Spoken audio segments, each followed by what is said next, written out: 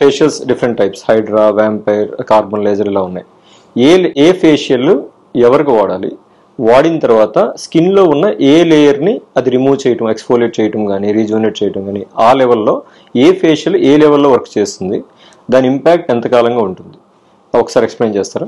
మనము first of all patient ని assess చేసుకోవాలి. అతనికి ప్రాబ్లమ్ స్కిన్ మొదటి లేయర్ ఎపిడర్మిస్ ఉందా, సెకండ్ డర్మిస్ ఉందా, సబ్క్యూటేనియస్, దాన్ని బట్టి డెసిషన్ తీసుకోవాలి. ఇది యూనివర్సల్ గా అందరికి ఒకటే చేసేది కాదు.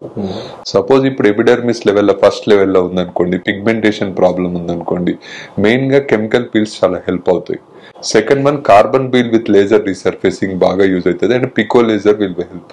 దీనివల్ల ఏమవుతుందంటే స్కిన్ లైటనింగ్ అవుతుంది, అన్వాంటెడ్ సైడ్ ఎఫెక్ట్స్ పోతాయి, అండ్ అన్వాంటెడ్ పిగ్మెంటేషన్ కూడా తగ్గుతుంది. సెకండ్ థింగ్ వచ్చేసి సెకండ్ లేయర్ మనం డీల్ చేసేటప్పుడు స్కిన్ బూస్టర్స్ కానీ, ఈ పిఆర్పి కానీ, మనకి నెక్స్ట్ వచ్చేసి ఇప్పుడు కొత్తగా వచ్చిన ఎక్సోజోమ్స్ కానీ, ఇవన్నీ సెకండ్ లేయర్ ఇంజెక్షన్స్ ఎక్కువ చేస్తాం. దీంట్లో ఏంటంటే we'll improve the skin hydration and collagen. దానివల్ల స్కిన్ మోర్ హెల్దీ లుక్ వస్తుంది and skin will become good. Third లేయర్లో will go predominantly with the fat transfers. దానికి అది ఏజ్ రిలేటెడ్ చేంజెస్ ఉన్న వాటికి వెళ్ళాల్సి వస్తుంది.